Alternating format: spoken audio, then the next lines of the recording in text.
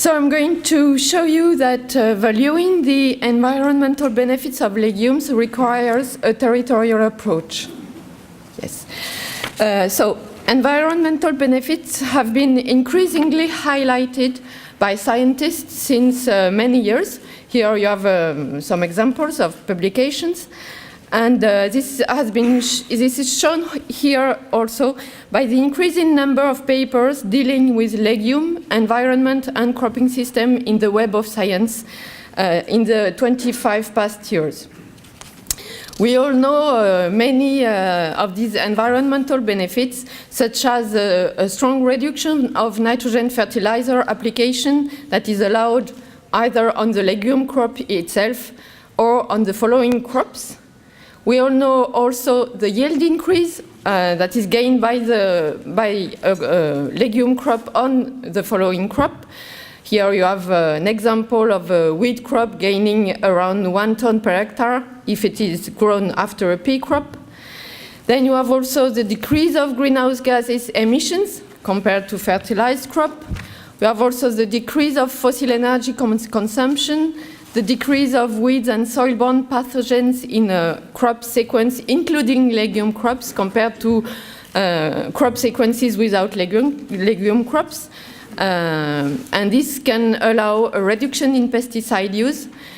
And legume contribute also to increase the ground biodiversity in the landscape, thus decreasing the insect pest populations with aerial dispersal on main arable crops.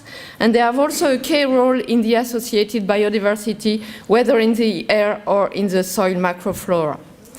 But despite these benefits, we observe a strong decrease of legume areas in Europe in the same period. You have the forage legume area on the left. So it decreased since 1960, and the grain legume areas in France, but it is the same tendency in Europe. So there is a problem on that. And we have a large diversity of available species which allow a large adaptation to environmental conditions and also to cropping systems, as these legume crops can be grown either as pure crops, intercrops, companion plants, cover crops, or even double crops. So we observe a main discrepancy between the numerous benefits of legumes in cropping systems and the low use of them in these cropping systems, whereas we have a large range of possibilities. Why? There are different reasons for that. The first reason we all know is the lower productivity of legumes compared to dominant crops. And this lower productivity is due to several reasons. First one is the high cost of protein synthesis in the protein-rich grains of legumes. The second reason is the higher sensitivity of these legumes to climatic stress, particularly heat, water, and frost, which were more frequent in the recent years. And these crops are more sensitive than other crops such as wheat, for example. We have also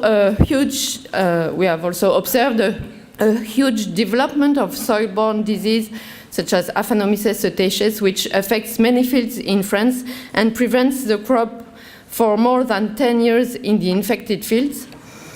And also we have a lower breeding activity compared to other crops, as mentioned this morning also, and leading to less varieties available and a lower genetic progress. Thus, we have less varieties that are adapted to the diversity of conditions of production. The second reason is that the legume benefits highly vary among situations. You have here a recent meta-analysis realized on the yield increase of cereal following a grain legume compared to the yield of the same cereal following a cereal. Yes. And you can see that this ratio, independently on the nitrogen fertilization which was applied on the cereal, highly varies between 0% to plus 75%. So it's a very large variability, and you have similar variability on the nitrogen supply or leaching risk from legume crops. And as the determinants of this variability are rarely studied, we can regret now a lack of site-specific references, helpful for farmers, a lack also of references observed in real conditions, as main references are observed in potential experiments. We also regret a lack of tools to help farmers to adapt the management of the following crop to this large diversity. And we regret also a lack of references on a diversity of legume species, as most research concentrate on a very small number of species. You can see here more than 60% of the papers on grain legume crops in the beginning of the 21st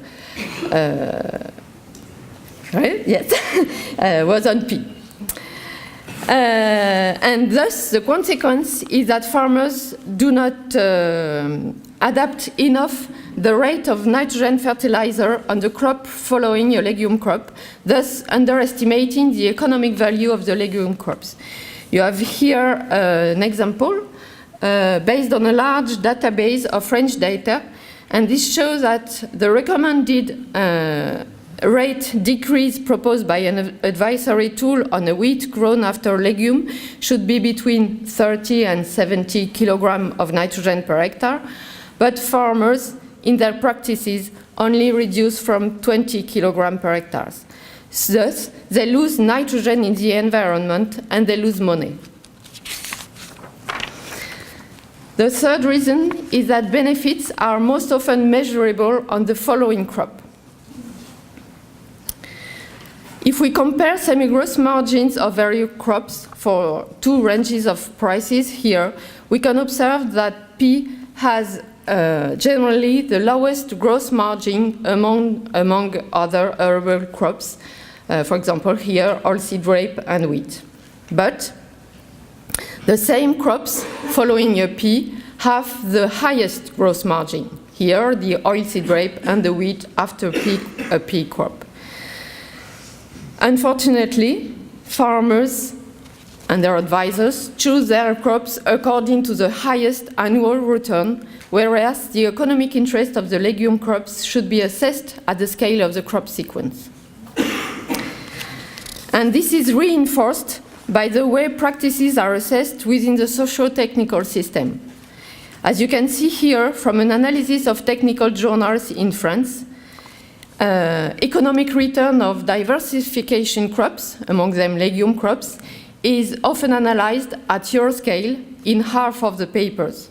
Yet, available references on multi-year assessment always show a positive economic impact of diversified rotations.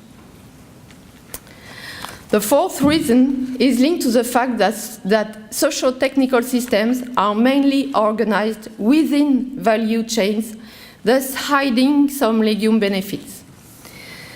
I will take, to show that, I will take an example here on the interest to link oilseed rape and pea productions. For the biodiesel production from oilseed rape crops, a European directive imposes a reduction of emissions higher than 50% compared to the emissions from fossil gas oil. The reduction calculated from an average oilseed rape crop grown in France is only 52%, which is too close to the threshold. And that means that a large part of the oilseed rape production does not meet the constraint. But if the oilseed rate is grown after a pea, the yield increase and nitrogen rate decrease allowed by the pea, that has been quantified here, allows to increase the reduction of emissions to minus 60%, allowing the biodiesel production from oilseed rape to exceed more frequently the threshold. In other words, the pea crop helps the oilseed rape to respect the constraint. Fifth reason, some benefits highlighted are not directly consistent with the farmer's requirements. I will take a very simple example. In regions with numerous livestock farming systems, the question of farmers about legumes concerns mainly the possibility to spread organic manure on legume crops, and they wonder, for example, may I do that? How should I do that? And which environmental impacts will I leave?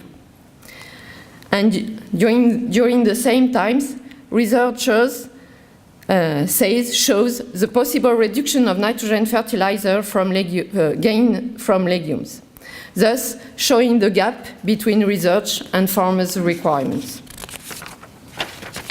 So we saw the main discrepancy, we saw also the reasons of this discrepancy, and now we can wonder, let us see how we could wish to solve the problem, and I will propose you some new agenda for agronomic research.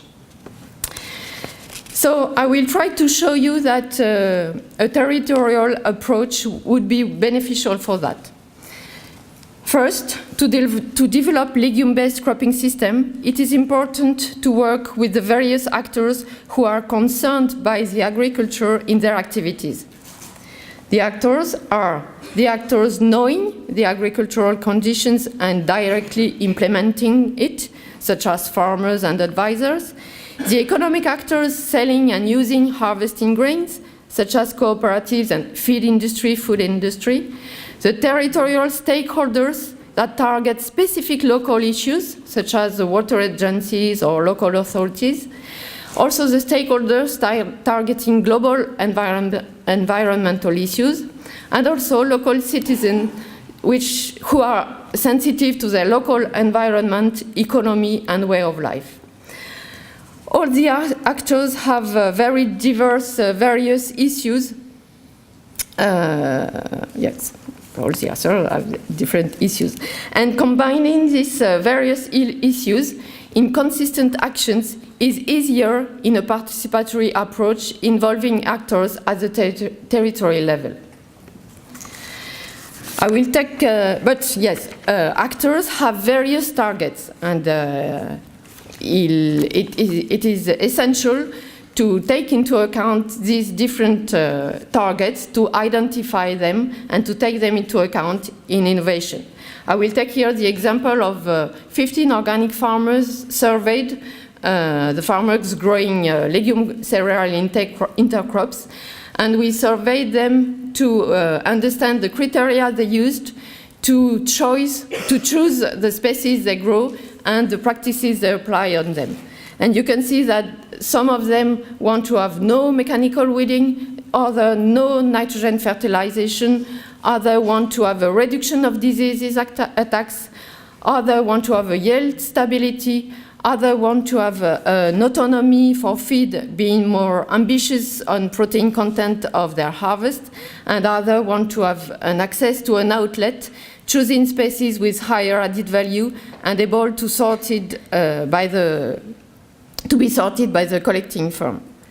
So it is necessary to take all these targets into account, to identify them, to characterize them, and to take them into account in the design of relevant and adapted legume-based innovations.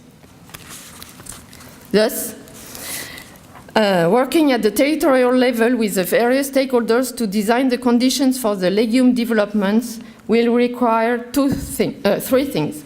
First, redefine the roundtable of stakeholders to be engaged in design, combining local but also national stakeholders.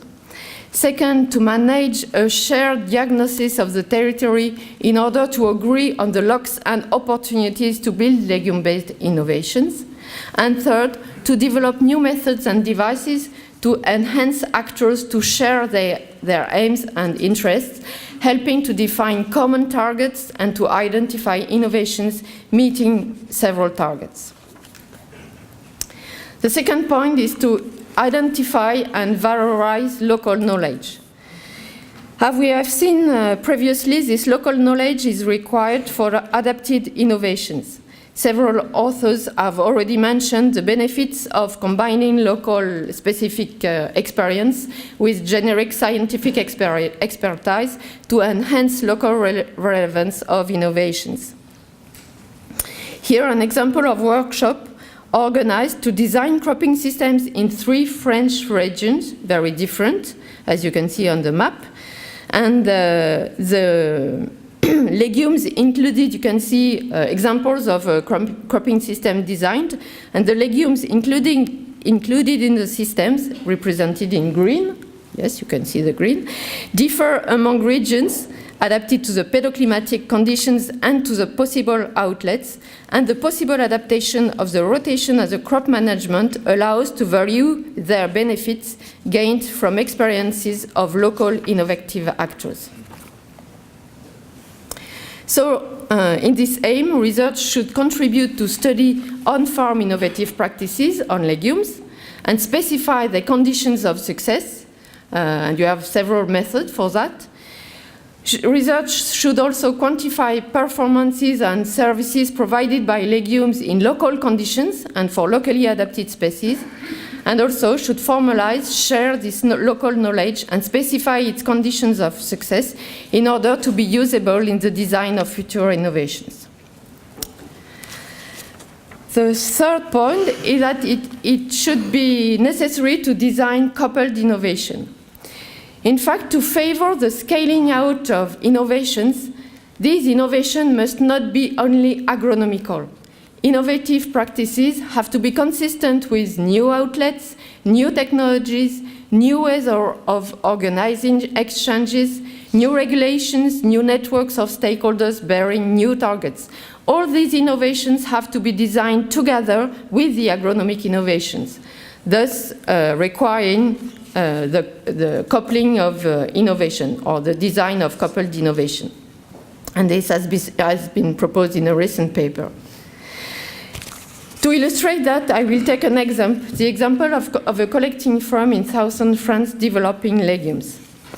This cooperative was the first French supplier of organic wheat with high protein content, and they aimed at improving grain protein content of their wheat for their targeted market. But they were also sensitive to the negative environmental impacts of their practices to reach this goal.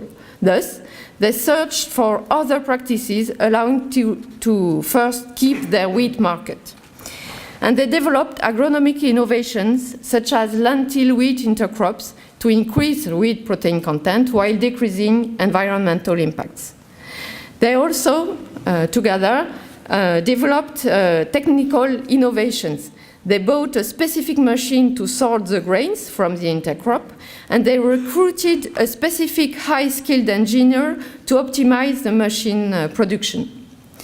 Then they also developed a local market for catering, and thus developed a service for bagging and a delivery service for local consumers. And finally, they encouraged the farmers to grow such intercrops as they designed a tool for analytical accounting, taking into account multi-year results. And they also developed an adapted agronomic advisory service to help farmers to grow intercrops. As shown in this example, coupling innovations from different types is a required condition for legume development. And which organization should be set up to enhance the design of coupled innovations? First, we should take the diversity of targets into account to design and assess innovations, rather than build a consensus on stakeholders' targets, which apparently is a result of an agreement on this diversity, but in reality satisfies nobody. Second point, we propose to create platforms where stakeholders could exchange, share their aims, identify links or antagonisms between their innovations, specify the lacking knowledge, imagine common projects, and so on. And this has been proposed also by scientists on management sciences. And finally, we have to define the governance modality of this design process, as also proposed by some authors. To conclude, I will say, I hope that I convinced you that to value the environmental benefits of legumes, it is interesting to work at the territorial level and to organize the design of coupled innovation by involving the stakeholders concerned. This requires a shared vision of site-specific benefits gained from the locally adapted legume crops among the stakeholders concerned by their possible development and use, together with researchers. And this also, as you have seen, this also raises questions for a renewed agenda for research. Thank you very much.